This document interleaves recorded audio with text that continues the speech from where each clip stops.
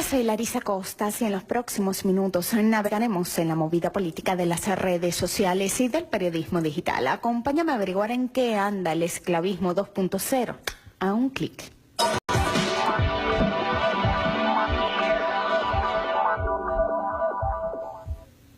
Saif al-Islam Gaddafi difundió recientemente un memorándum en el que realiza un balance de la situación de su país, mientras que las corporaciones de noticias nos desinformaban presentando como protestas pacíficas de libios contra el gobierno de Muammar Gaddafi. Lo que en realidad estaba ocurriendo en las calles era que bandas terroristas y paramilitares cometían crímenes contra la humanidad.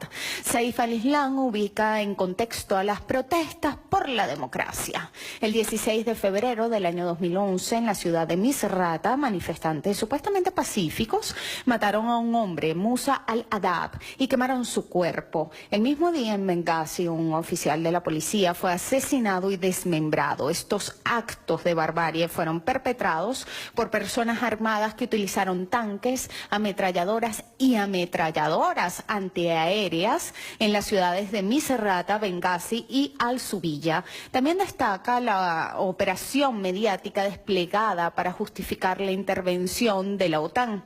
La campaña de propaganda y las mentiras que acompañaban las acusaciones contra los militares no se limitaba a la exageración del número de víctimas. Incluso afirmaban que el gobierno utilizaba aviones de guerra contra los civiles, que ordenaba violaciones masivas de mujeres por parte del ejército y de las fuerzas de seguridad con uso de Viagra encontrado en los blindados, que utilizaba mercenarios africanos y argelinos y que los pilotos de sus aviones desertaban hacia Malta. Hasta el día de hoy no se ha probado ninguna de esas imputaciones, que no tienen nada que ver con la verdad.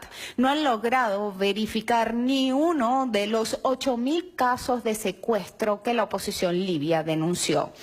Aunque la OTAN presumiera haber logrado en ese país la misión más exitosa de su historia, la Libia de hoy es muy diferente a la de Gaddafi. Han quemado vivas a personas, que esto parece ser un modus operandi bastante común entre las células terroristas que está desplegando el imperialismo en los teatros de operaciones de guerra convencional o no convencional. Los presos políticos, agentes de seguridad y soldados del gobierno de Muammar Gaddafi fueron arrojados en la fundición de Misrata, traficaron y trafican con los órganos humanos extraídos a los presos en las cárceles y convirtieron a Libia en el caldo de cultivo perfecto para incubar al Daesh. Libia ha sido fragmentada y padece 3 gobiernos diferentes con distintas agendas y grados de legitimidad.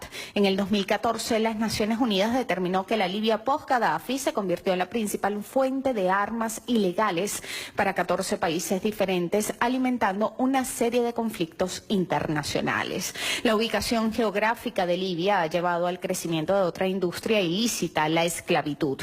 Con muchos inmigrantes de África Occidental viajando a través de Libia para llegar a Europa, la esclavitud, tanto sexual como no sexual, se ha vuelto tan común que ahora las subastas se efectúan en plaza pública. CNN fue parte de la orquesta mediática que forjó la crisis en Libia. La corporación ha presentado recientemente un trabajo de investigación que pone al descubierto sus cosechas: las subastas de seres humanos al norte del continente africano. La crisis probeta de la OTAN gestó el epicentro de mafias de traficantes de personas y milicias yihadistas que compran y venden a libios inmigrantes del occidente del continente. Según CNN, las ventas de esclavos se realizan en las afueras de Trípoli y se comercializan diferentes tipos de trabajadores manuales. Un video muestra la venta de niños grandes y fuertes para el trabajo agrícola. Antes del reporte del canal estadounidense, en el mes de abril, Mohamed Abdiker, el jefe de operaciones y emergencias de la Organización Internacional para las Migraciones, advirtió que los inmigrantes estaban siendo vendidos en los mercados públicos de esclavos en Libia. Al menos 20.000 migrantes son retenidos por bandas criminales en centros de detención en ese país, supuestamente librado de un dictador en sus mejores tiempos. La situación es terrible, dijo Abdiker. Cuanto más se involucra la OIM en Libia, más aprendemos que es un valle de lágrimas para todos los migrantes. El exministro de Cultura de Nigeria, Femi Fani-Kayode, denunció que el 75% de los vendidos en esclavitud en Libia, a los que han extraído sus órganos, a los que han mutilado sus cuerpos, a los que le han asado sus carnes, son del sur de Nigeria. La ONU, que aún no ha pedido perdón por autorizar la zona de exclusión aérea que inició la agresión en Libia, condena el tráfico de personas. El secretario Antonio Guterres, pero horrorizado por la venta de migrantes africanos como esclavos y exigió una investigación urgente para llevar a los responsables ante la justicia. La esclavitud no tiene sitio en nuestro mundo. Estas acciones están entre los abusos más atroces de los derechos humanos y pueden suponer crímenes contra la humanidad, dijo Guterres a los periodistas.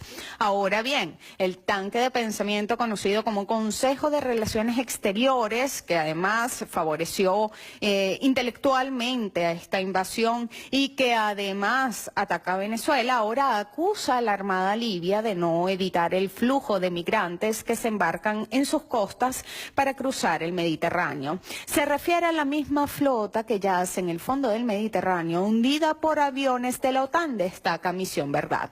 Aunque la Declaración Universal de los Derechos Humanos establece que nadie estará sometido a la esclavitud ni a la servidumbre, esto no parece ser tan relevante para los activistas de la materia. La esclavitud es un problema complejo, amplio y grave en el mundo de hoy y no ocurre solamente en el norte de África. Según la ONU, la esclavitud no es una reliquia del pasado, sino una realidad muy presente. La Organización Internacional del Trabajo estima que 40,3 millones de personas en todo el mundo son víctimas de la esclavitud moderna. Moderna, sí, es el término que ellos emplean. Para entender la magnitud de este problema, si reuniéramos a todos los esclavos del mundo moderno en una ciudad, superarían la densidad poblacional de Tokio, que es la ciudad con más habitantes en nuestro planeta, casi duplicarían a Ciudad de México o Sao Paulo, las ciudades más pobladas de nuestra Latinoamérica. La cantidad de víctimas, de hecho, es superior en número a toda la población que habita en Venezuela, calculada en 31.028.637 personas. En los últimos 5 años, 89 millones de personas experimentaron alguna forma de esclavitud moderna por periodos de tiempo que van desde unos pocos días hasta 5 años.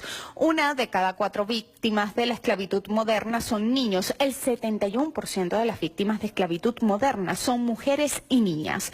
A pesar de estas cifras que son escandalosas, la legislación internacional no contempla definiciones de la esclavitud moderna, sino que se utiliza como una noción, como un término general que enfoca la atención en aspectos comunes a través de estos conceptos legales y esencialmente se refieren a situaciones de explotación que una persona pues no puede rechazar o abandonar debido a amenazas, violencia, coacción, engaño y o abuso de poder.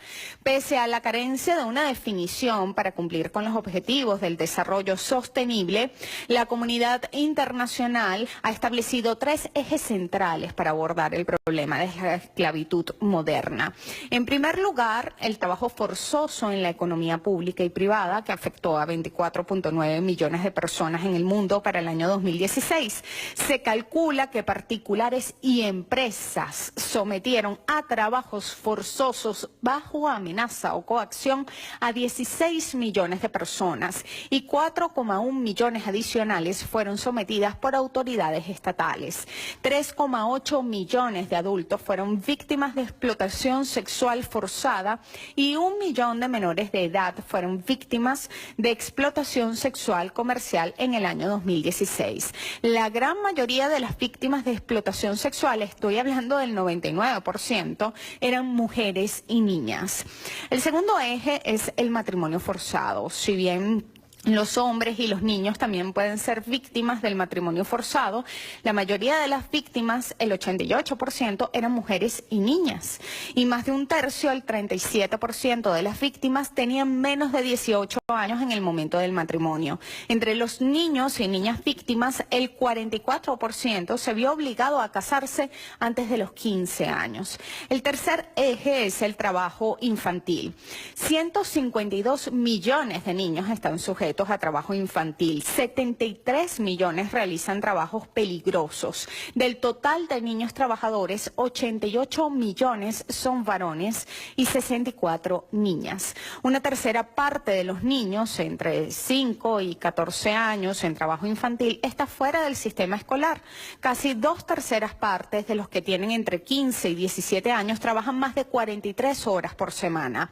Un estudio de la Organización Internacional del Trabajo determina que la esclavitud moderna genera ganancias anuales que superan los 150.000 millones de dólares, lo que equivale a la suma de las ganancias de las 4 empresas más rentables del mundo. El informe reconoce que el trabajo forzado impuesto por autoridades estatales está disminuyendo, pero que prevalece el trabajo esclavo generado por la empresa privada.